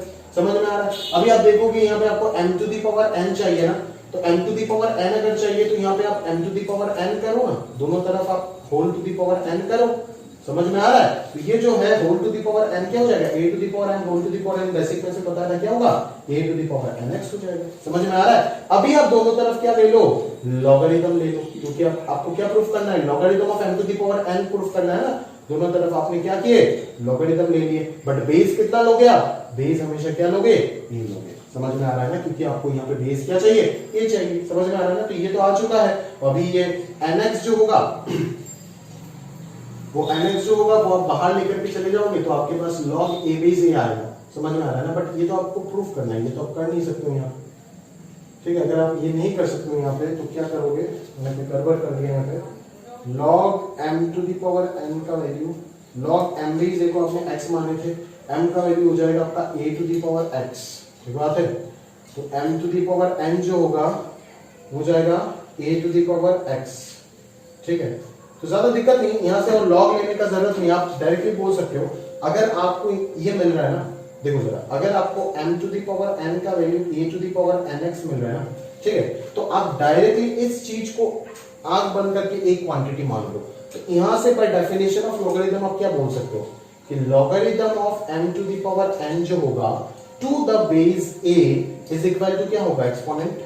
समझ में आ रहा है ना, logarithm of this quantity to the base a जो होगा वो क्या होगा, एक्सपोनेंट होगा, दैट इज nx होगा। समझ में आ रहा है ना, और n into x का वैल्यू क्या है आपका, log m to the base a है। तो इस प्रकार से ये कहानी जो है कुछ ना कुछ प्रूफ हो जाता है, आप भी इस चीज को क्या कर सकते हो, प्रूफ कर सकते हो। ठीक है, तो ये हो गया आपका प्रॉपर्टी नंबर 6 का एप्लीकेशन प्रूफ। ठीक है, अगर एप्लीकेशन देखना चाहते हो तो देख लो, log 8 टू द बेस 2 अगर है तो अपन क्या लिख सकते हैं इसको, log 8 को लिख देंगे 2 क्यूब टू द बेस 2। अगर यहाँ पे 8 के जगह पे 2 क्यूब है तो इस प्रॉपर्टी से इस 3 को मैं बाहर लेकर के आ सकता हूँ ना, तो ये 3 log 2 बेस 2 हो जाएगा। अभी आपको पता है कि बेस और ये नंबर अगर सेम है, और जहां पे बेस में तो 2 हो सकता है, log के अंदर भी 2 हो सकता है, डिफाइंड है पूरा, तो log 2 बेस 2 का आंसर क्या हो जाएगा, 1 हो जाएगा। तो ये हो जाएगा 3 into 1 का आंसर क्या होगा, 3 हो जाएगा। समझ में आ रहा है ना, तो इस प्रकार से इसको हम अप्लाई भी करेंगे। समझ आ रहा है, ठीक है। तो देख लेते हैं एक बार बाकी प्रूफ जो है। 6 तक हमारा हो गया, अभी 3 बाकी है, 7, 8, 9। ठीक है, तो अब ध्यान से देखो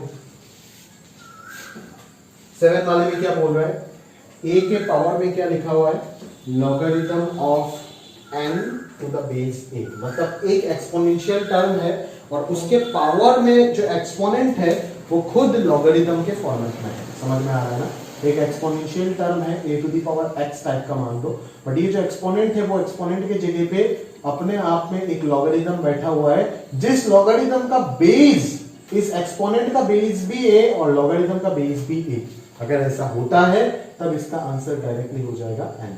समझ में आ रहा है ना, ये है। अगर आप बात करते हो 2 to the power logarithm of 3 base 2 का, तो डायरेक्टली इसका आंसर क्या दे सकते हैं, 3। 2 के पावर में ये है 2 का पावर और ये है log का बेस और अंदर वाला नंबर। ठीक है, चलो अगर प्रूफ करना चाहते हो तो आप क्या मान लो, इस चीज को क्या मान लो, x मान लो। तो let logarithm of n to the base a का वैल्यू क्या मान लेते हैं, x मान लेते हैं। यहाँ से n का वैल्यू जो होगा वो क्या हो जाएगा, a to the power x हो जाएगा, और x के जगह पे वही चीज वापस डाल दो, खत्म मान।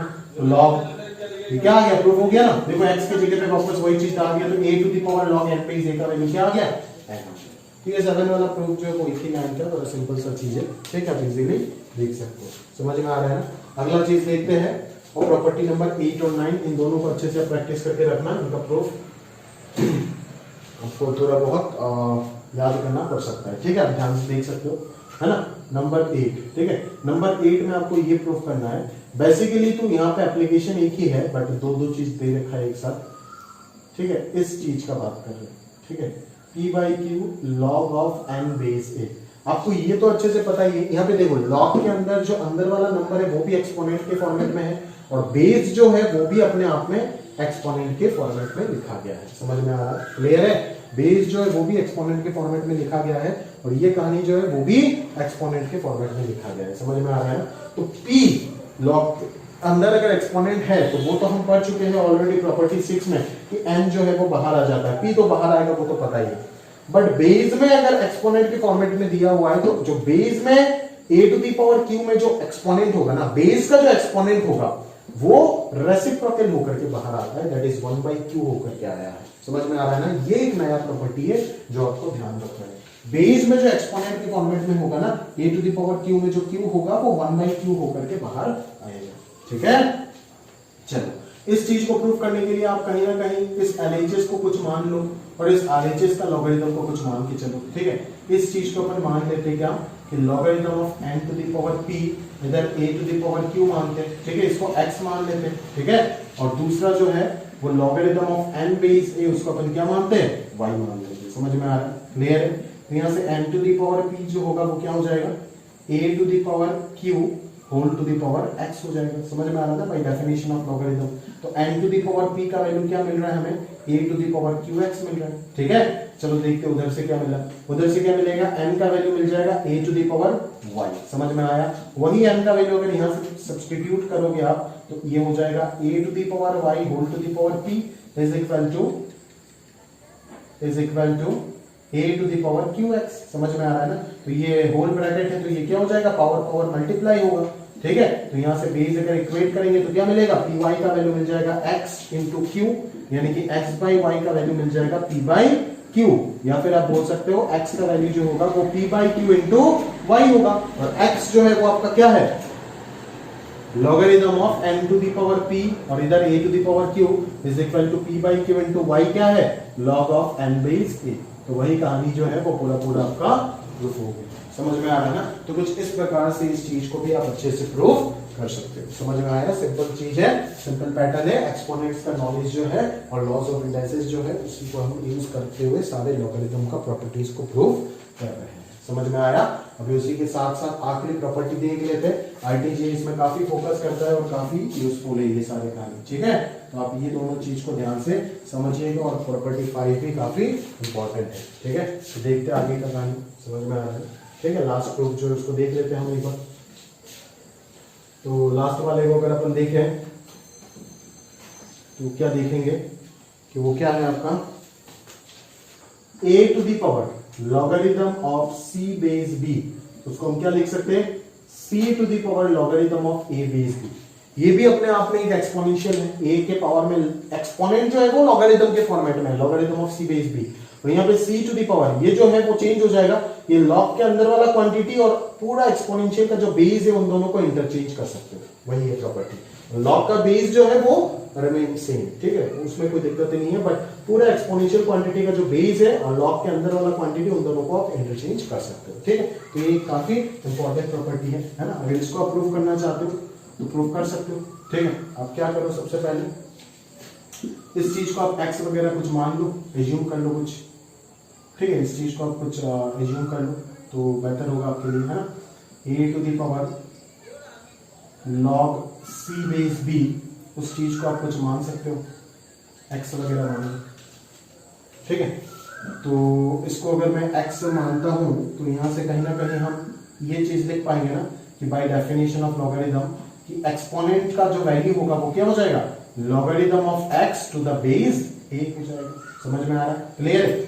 तो इस चीज को मैं अगर चेंज ऑफ बेस लगाना चाहता हूं, है ना, चेंज ऑफ बेस जो प्रॉपर्टी था ना, प्रॉपर्टी 5, तो log c और बेस b को मैं क्या लिख सकता हूं, log c divided by log b लिख सकता हूं ना। बेस कुछ भी मान लो अपने मन से मैंने सेट करके रखा, बेस कुछ भी अपने मन से सेट करके रखा, मान लो मैंने k मान लिया बेस, ठीक है, कुछ भी अपने मन से मान लिया k, और यहाँ पे भी मैंने मान लो कुछ भी बेस अपने मन से, लिखने का भी जरूरत नहीं है बेस। समझ में आ रहा है? मैं तो बोलूंगा लिखने का भी जरूरत नहीं है, आप समझ सकते हो। बेस कुछ भी मान लो, सारे जगह पे 10 10 10 10 मैंने मान के रखा, बेस अपने मन से, मतलब कहने मतलब ये है कि अपने मन से, मतलब ये नहीं कि यहाँ पे 10 यहाँ पे 20 30 40, ऐसा नहीं है। यहाँ पे अगर 10 है तो यहाँ पे भी है, यहाँ पे अगर सेम है लिख देते भाई, यहाँ पे अगर k1 है तो यहाँ पे भी k1 है, यहाँ पे अगर k2 है तो यहाँ पे भी k2 है। प्रोवाइडेड कंडीशन देना पड़ेगा कि k1 and k2 both greater than 0 and k1, k2 both are not equal to 1। समझ में आ रहा है? ठीक है, तो अभी आपको अच्छे से देख रहे हो, यहाँ पे a बेस b का फंडा चल रहा है, तो क्यों ना a को b के साथ मर्ज कर दो। ठीक है, तो a को इधर लेकर के आ जाओ, तो ये कुछ इस प्रकार का हो रहा है कहानी। समझ में आ रहा है ना? क्लियर है? तो आगे अगर मैं बात करूं तो आप देख सकते हो कि उधर अगर हो जाएगा तो उधर क्या हो जाएगा, उधर हो जाएगा, या फिर आप ना सारे जगह पे के ही मान लो। अगर k1 k2 मान लोगे तो दिक्कत हो जाएगा, यहाँ पे प्रूफ नहीं कर पाओगे, तो ये के मान लो तो बेहतर रहेगा आपके लिए। समझ में आ रहा है ना? सारे जगह पे के आप एज्यूम कर लो, तो यहाँ पे log a बेस के हो गया, ये log b बेस के हो गया, इधर हो गया log x बेस के, और इधर हो जाएगा आपका ये c वाला नीचे आएगा ना, log c बेस के हो जाएगा। ठीक है, तो इस जगह पे अगर वापस अपन चेंज ऑफ बेस लगा देते हैं तो क्या आएगा, log a बेस के divided by log b base के, है ना, बेस तो सेम है। वो चीज अगर घूम के मैं लिखूं, ये converse of reverse of property 5 अगर यूज करो आप, तो क्या आएगा, ये logarithm of a to the base b आ जाएगा। और अगर मैं इधर का बात करूं तो इधर क्या आएगा, logarithm of x to the base c आ जाएगा। समझ में आ रहा है ना? तो इसी जगह से जो x का वैल्यू आ रहा है वो क्या आ रहा है, c to the power log a base b by definition of logarithm, by definition of logarithm. समझ में आया ना? तो x आपने ये एज्यूम किए थे, x आपको ये मिल गया, कहानी का मतलब क्या है कि ये दोनों जो है वो वास्तव में क्या हो जाएगा, इक्वल हो जाएगा। समझ में आ रहा है ना? तो कुछ इस प्रकार से आपने ये चीज जो है वो इजीली प्रूव करेंगे। समझ आया? ठीक है। तो इस प्रकार से पूरा नॉ की नो प्रॉपर्टी जो है वो हमने देख लिए। ठीक है ना? अगर आप ध्यान से समझना चाहते हो तो आप वीडियो को एक बार दोबारा देख लो, है ना? या फिर अगर आपको समझ में आ गया तो बहुत बेहतर है। ठीक है। तो सारे की छोटे मोटे जो एप्लीकेशन है वो भी हमने बोल दिया। जैसे 8 और 9 का एप्लीकेशन बता देते। जैसे आप देख लो log 2 बेस में 3 स्क्वायर लिखा हुआ है, तो कभी भी इस चीज को मैं क्या लिख सकता हूँ, हाफ log 2 बेस 3 लिख सकता हूँ, क्योंकि यहाँ पे जो 3 स्क्वायर है बेस में जो बेस का जो एक्सपोनेंट है वो रेसिप्रोकल होकर के जाएगा। और अगर यहाँ पे 3 होता तो यहाँ पे बाहर क्या आ जाता, 3/2 आ जाता। समझ में आ रहा है ना? क्लियर है? इस प्रकार से आप समझ सकते हो। और इधर भी मैं यूज कर सकता हूँ 2 to the power log 2 base 3, इसको मैं क्या लिख सकता हूँ, या फिर यहाँ पे 4 बेस 3, इसको मैं क्या लिख सकता हूँ, 4 to the power log 2 base 3 लिख सकता हूँ। इस प्रकार से इसको सेम रख के मैं इन दोनों को इंटरचेंज कर सकता हूँ। समझ में आया? तो ये सारे छोटे मोटे बात जो है वो आपका दिमाग में फिट होना चाहिए। ठीक है। और उसी के साथ साथ जो लॉगरिथम जो पूरा ब्रांच है ना, एंटी लॉगरिथम तो बेसिकली आईटीजे का सिलेबस में नहीं है, बट उसका कुछ एप्लीकेशन में एट द एंड आपको बता दूंगा। ठीक है।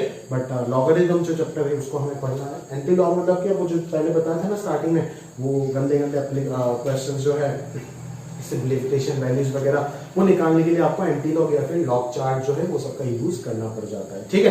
तो वो सब हम लास्ट में आपको थोड़ा बहुत इंट्रोडक्शन दे देंगे। बट आईटीजी का सिलेबस पॉइंट ऑफ व्यू से अगर बोलूं, या फिर पूरा 2 साल में आपको जितना भी जरूरत होगा वो मुद्दे का कहानी ये लॉगरिथम जरूरत होगा। ठीक है। तो इसका कंप्लीट थियरी पार्ट जो था वो तो मैंने कंप्लीट कर दिया।